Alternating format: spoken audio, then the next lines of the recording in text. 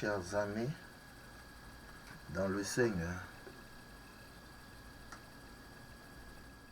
Mes chers amis dans le Seigneur, que la paix et la grâce de Dieu soient avec vous tous. Et aujourd'hui encore, c'est un privilège que nous gagnons. Et nous sommes capables de retourner encore, serviteur ou pasteur Émile, pour nous capables de continuer à étudier la parole bon Dieu ensemble. Nous avons étudié les prophéties de Jonas et nous avons étudié les témoins, les prophètes, les nations déjà. Et je dis, dans le quatrième point, on a considéré le peuple d'Israël. Le peuple d'Israël, c'est Dieu avec Jonas, l'homme avec Jésus, pour y rejoindre ensemble, pour communiquer. Nous disons Jonas, malgré foi, il a fait les prophètes, il incarné dans lui-même un esprit du peuple, dont il fait partie d'un esprit désobéissance, indépendance de l'Éternel. C'est un prophète orgueilleux, spirituel et propre justice l'a cherché que Dieu s'y allait constamment par ses prophètes. Nous dit peuple préside dans ses voies indépendance et ses propres volontés sans être repenti réellement des vanités mensongères dans Jonas 2 verset 9, dans Matthieu 12 verset 44. Il dit c'est une génération incrédule, perverse, des sépulcres blanchis, plein de corruption en dedans, une race hypocrite, mais fière de sa propre justice, orgueilleuse, et se vantard d'avoir Abraham pour père, hostile à la vérité et rebelle à la grâce. Voilà ce que Dieu parcourir toute apparence de piété, la fidélité stricte aux formes de la loi. Il ajoutait encore tradition qui annulait les commandements de Dieu. Lorsque nous lisons Marc 7, verset 9, l'expliquer côté moun nan perdu tout temps pour le faire religion tant que le point un petit temps pour le servir bon Dieu. Jonas croit que c'est un homme de Dieu. Nous offre plus un tableau. Il arrivé là un moment où il rejetait sauveur et il rejetait Esprit Saint. La condamnation définitive des Juifs fut prononcée. Je vous transporterai au-delà de Babylone. Dans Acte 7, verset 43, Israël est jeté dans la mer des peuples où il est gardé jusqu'au jour de la résurrection nationale. Dans chapitre 3, dans Jonas, c'est une seconde période de l'histoire, l'histoire de Jonas. Son cœur sera-t-il changé sous l'Antéchrist? Son cœur sera-t-il changé s'il reprend extérieurement? Même sous l'Antéchrist, les formes anciennes de son culte, lorsque nous lisons dans Daniel chapitre 9 verset 27, son état moral est caractérisé par l'irritation contre Dieu. Il s'irrite jusqu'à la mort et estime qu'il fait bien dans Jonas 4, verset 9.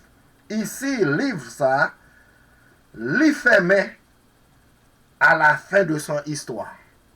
Depuis là, livre Jonas là, l'y fait mais. C'est comme si ce peuple récolté rendrait dans le néant. Yo, observons-nous même ce silence solennel à son regard. Le rejet Israël en rapport avec la prophétie de Jonas nous est annoncé par le Seigneur d'une manière très frappante. Dans l'évangile, dans Matthieu chapitre 12, Jésus parlait à Jonas comme étant un signe de sa mort et de sa résurrection.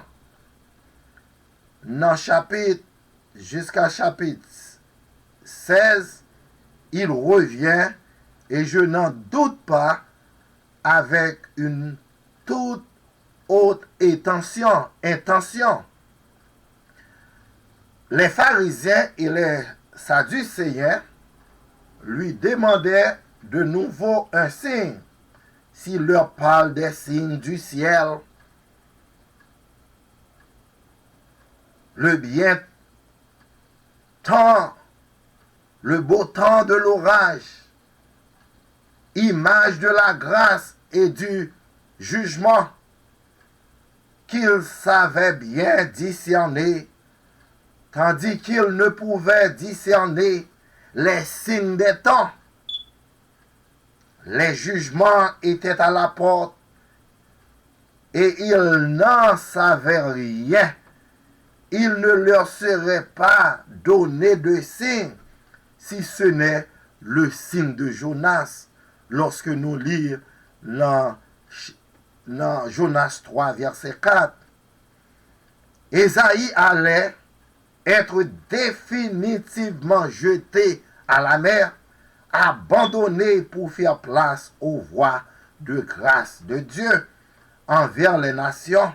Aussi l'évangéliste ajoute, il est laissant, il s'en alla. Mais le vrai Israël là, te ressuscitera, il deviendra comme nous allons le voir. L'envoyé est le témoin de l'Éternel pour amener à la repentance la grande multitude des nations.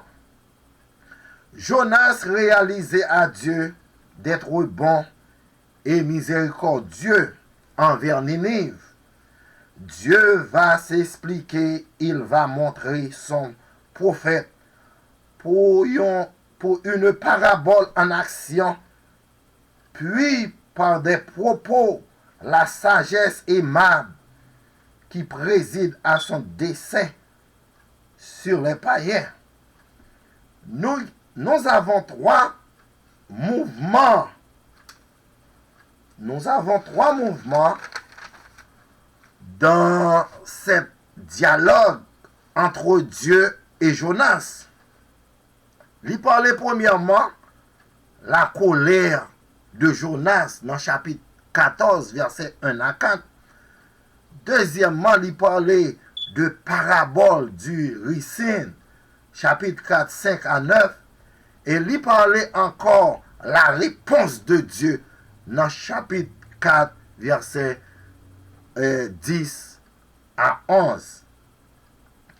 Les nous avancés retournaient encore dans chapitre 1, 2, dans verset 1, 2, dans chapitre 4 là. Jonas contrarié et il se mit en colère. Il pria, dans Jonas 2, verset 2, Jonas pria Yahweh en ces termes. À Yahweh, n'est-ce pas ce que je disais quand j'étais encore sur mon sol? Voilà pourquoi je me suis empressé d'une fuite à Tassi, car je savais que tu es un Dieu compatissant et miséricordieux, Dans Luc 6, verset 36, il dit lent à la colère et riche en fidélité, amour se repentant du mal. La parlé de miséricorde de Dieu qui déclenchait la colère de Jonas, Dieu d'avoir sauvé Ninive dans Jonas 2, verset 2. Jonas admire et glorifie la miséricorde de Dieu parce qu'elle exerce à son égard. Il déploie cette même miséricorde alors qu'elle a pour résultat d'épargner Ninive. Dans Genèse 34, verset 6 à 7, que Dieu est compatissant. Le seul fait que Dieu l'envoyait à Ninive était la preuve qu'il se souciait de ses habitants. Or, lui rappelait Ninive, les Assyriens, lui rappelaient pour y laisser défoyable, soutenir dans la mémoire d'Israël. Assyriens avaient brisé le royaume du Nord en 1721, lui porter des coups jusqu'à Jérusalem. Il dit les rois de Juda, Akab, Ézéchias, Manassé avaient dû lui payer d'énormes tributs. Quand Ninive était tombée en 612, sa chute était provoquée la jubilation en Juda. Dans Nahum 3, verset 1er, Akab 2, verset 12, la cité orgueilleuse. Dans Sophonie 2, verset 15, il demande, deviendrait donc pour les Juifs le symbole de l'injustice et de la cruauté. Pourtant, Dieu a souci d'elle, nous dit le livre de Jonas. Quelle révélation de l'amour inconditionnel du Seigneur de l'univers.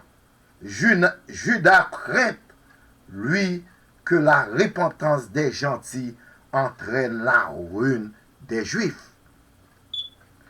Jean-Baptiste, dont Jésus dira qu'il est un prophète et même plus qu'un prophète, dans Matthieu 11, verset 9, devra lui aussi apprendre que le jour du Seigneur ne viendra qu'après un temps de miséricorde.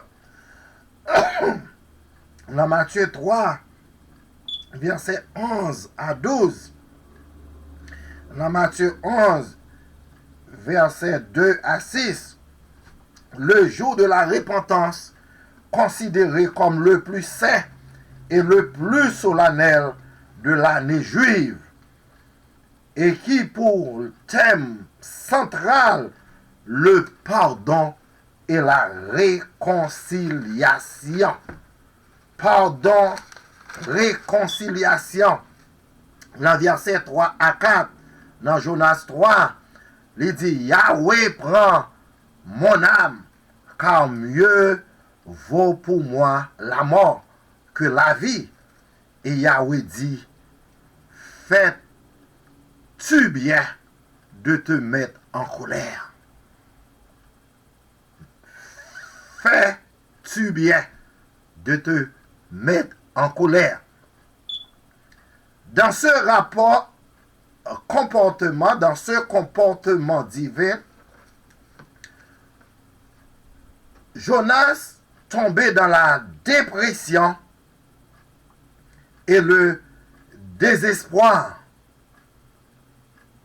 Ces paroles sont celles des prophètes Élie. Dans 1 roi 19, verset 4, Dieu, par sa question qui était celle passée à Caïn, lui aussi en colère, dans Genèse 4, versets 6 à 7, l'invite à réfléchir, mais Jonas se taise. La colère s'étouffe. Ce prophète symbole Israël est dans le péché. Jonas, qui refuse d'apporter le salut aux païens, brûle de jalousie comme Caïn et comme lui est prêt, en dernière analyse, à tuer son frère. Qui ne veut pas le salut de son frère, désirait implicitement sa mort, mais Dieu a aussi souci de Jonas. Sa question est destinée à l'aider à souffrir. Dans les évangiles, face à la dureté des pharisiens vis-à-vis des pécheurs et des publicains, Jésus manifestera plus aussi la volonté divine de salut pour tous dans Matthieu 9, verset 9 à 13. Dans verset 5 là, dans chapitre 3 du livre de Jonas, Jonas étant sorti de la ville, c'était aussi à l'est de la ville. Là, il se fit saisir, faire une lutte et s'assit, saisir assis dessous à l'homme pour voir ce qui deviendrait dans la ville. L'attitude de Jonas est sérieuse. Il semble encore espérer le châtiment de la ville. Son établissement à l'est de la ville et Caïn qui s'était installé à l'est de l'Éden, dans Genèse 4, verset 16, dans verset 3, verset 4. Car si Jonas est à l'homme maintenant, pourquoi Dieu a-t-il fait pousser un ricin dessous de la tête? D'autres pensent qu'il faut traduire les verbes par les plus que parfaits. Et Jonas était sorti de la ville, il s'était assis, il s'était assis.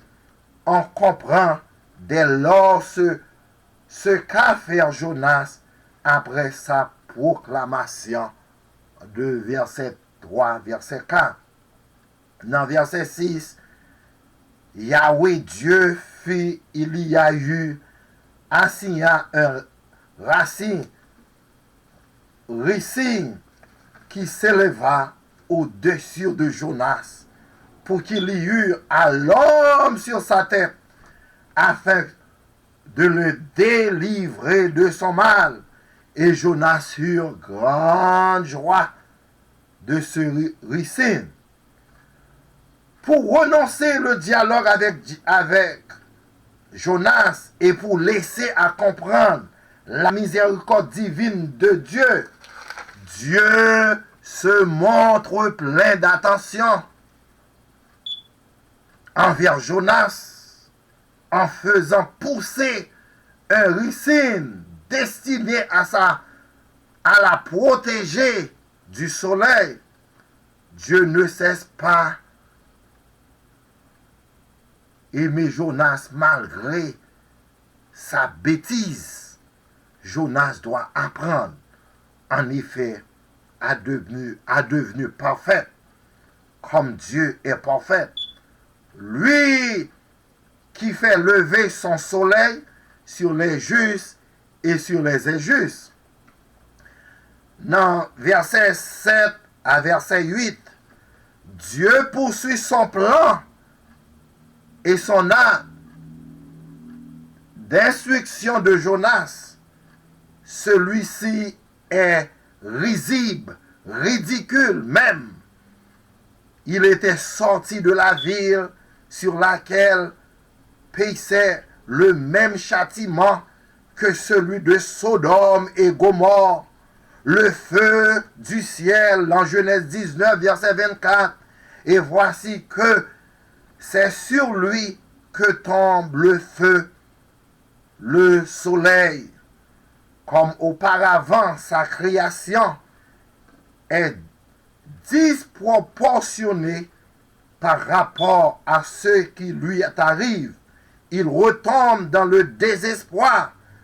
Cette insistance à demander la mort semble montrer que le prophète n'accepte pas que Dieu existe tel qu'il est. Dans verset 9, verset 10, dans verset 11, Yahweh dit, c'est la troisième fois dans la ville que l'expression la grande ville est employée pour destiner Ninive. Il y a encore un dessein manifesté de l'auteur, car cette expression ne se retrouve pas d'ailleurs pour désigner une autre ville. Non, Jérémie 22, verset 8, où elle est appliquée à Jérusalem. Hors de cet endroit, il est dit à Jérusalem qu'elle sera détruite. Et quand des nations nombreuses passeront près de cette ville, les gens se diront entre eux, pourquoi Yahweh a-t-il traité de la sorte cette grande cité? On répondra, c'est qu'ils ont abandonné l'alliance de Yahweh, leur Dieu, pour se prosterner devant d'autres dieux et de leur servir. À Jérusalem, l'infidélité s'oppose ici Ninive, la fidèle. Dieu n'a pas oublié Ninive, prenant un mot pour prophète et sa compassion pour une plante. Il invite à réfléchir, puisque Jonas, qui n'est pas créateur comme Dieu, a eu pitié en quelque sorte de la disparition de Ricine, un être inanimé. À comprendre plus forte raison, Dieu doit-il avoir compassion des habitants de Ninive, et spécialement du grand nombre de ceux qui se distinguent par leur droit et de leur gauche, c'est-à-dire des petits-enfants dont il est le père. Dieu convie Jonas, les Juifs, à comprendre son Dieu. À partir des éclats de son cœur d'homme, les derniers mots du livre reviennent donc à Dieu, qui révèle une fois encore sa bonté et non seulement interroge Jonas, mais les lecteurs lui-même. Pour les chrétiens, la réponse lui vient de exhortation de Jésus. Vous donc soyez miséricordieux comme votre Père céleste est miséricordieux. Dans Luc 6, verset 36, dans Jonas 4, verset 2. Ça, c'est avertissement. Ça, c'est moyen que bon Dieu voulait tout le monde. Nous prenons direction, nous. Façon pour nous servir, bon Dieu. Façon pour nous faire route là. Parce que nous connaissons pas qu'à faire route là sans présence Saint-Esprit. Si bon Dieu parle en bac là couler. Si bon Dieu pas là, nous ne savons pas comment ça va y aller. Pendant moment ça yo, pendant période séance ça yo. Ça c'est le moment que le Seigneur voulait parler à chacun de nous-mêmes.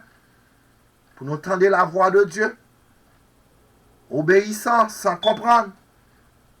Obéir à suivre la trace que le Seigneur quittait pour nous capables de rester fidèles et pour nous rester en compagnon de prière, rester dans une façon, une attitude de prière, pour nous capables de rester plus près Seigneur. Des blosailles, bagailles, quoi bagailles dans le monde actuel, ça a montré que le Seigneur n'est pas trop loin pour le venir. Mais ou même avec moi-même, on nous prend moyen pour nous suivre Seigneur. Malgré désobéissance, Jonas, mais le Seigneur, tu toujours une compassion pour le peuple Ninive. Mais ou même, bon Dieu, une compassion pour le même matin. Bon Dieu, une compassion pour le même matin. Ou même cap côté ailleurs. Tout côté qu'on a tendé moins. Bon Dieu, une compassion pour le matin. Ces messages, il vous dit au matin. Il a compassion pour vous-même. Ouvrez les yeux. Pas quitter conscience ou mourir. Mais reprendre pas. Rentrer dans vous-même. Pensez. Si l'Éternel pas là, ça te capi mal.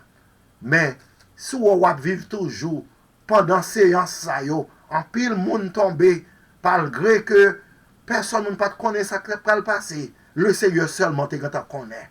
Mais pendant séance ça, si bon Dieu kembo toujours, si bon Dieu kembo toujours, remettre la vie au bail bon Dieu. Repentir de akouyo, repentir de ak malhonnête yo, afin qu'on capable servir bon Dieu. On nous servit bon Dieu avec fidélité. On nous servit bon Dieu avec honnêteté. On nous servit bon Dieu tout bon. Et nous capables de jouir toute grâce, toute opportunité que nous capable d'accorder nous. On nous tendait la voile, on nous appliquait. Et jusqu'à ce que nous capable de venir, nous capables de continuer par bon Dieu gloire, lui-même c'est notre mérité. Que bon Dieu bénisse. Avant nous passer un moment de prière, nous allons chanter, nous allons passer un moment préparé.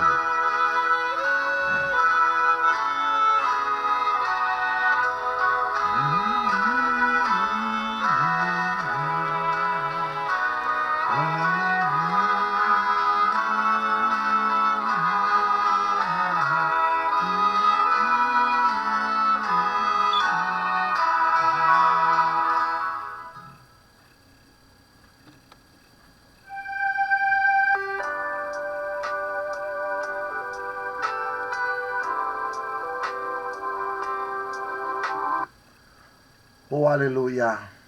Papa, nous qui sommes au ciel là. Nous bénissons. Nous exaltons. Nous disons merci pour le privilège qu'on accorde nous.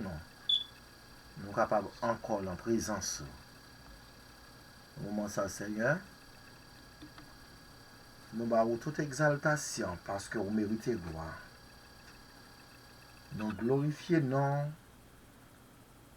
Nous exaltons, nous faisons l'orange pour nous-mêmes, parce que vous digne de gloire et vous digne d'exaltation. Maintenant, après, nous finissons des paroles.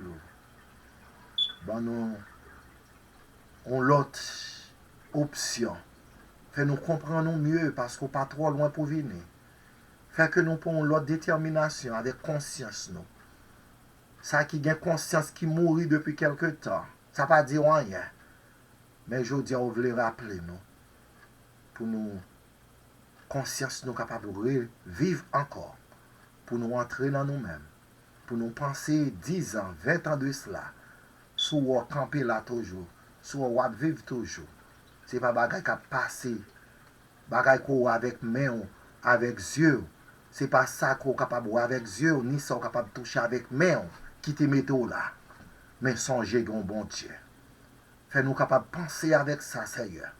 Afin que nous capables de réaliser ou t'es mort ou t'es crucifié pour la vie, nous. Pour la vie, nous t'es changer la terre. Bon, nous relation, Seigneur. Bon, nous l'autre détermination. Bon, nous l'autre conviction. Afin que, Seigneur, nous capables de rester pour nous servir, pour nous glorifier, non, à salut. Seigneur, nous disons merci encore. Non pas bon et que nous avons mérite. Mais dans le nom et précieux de Jésus-Christ, à lui soit la gloire, l'honneur, la puissance, au siècle des siècles. Amen. Bon Dieu béni.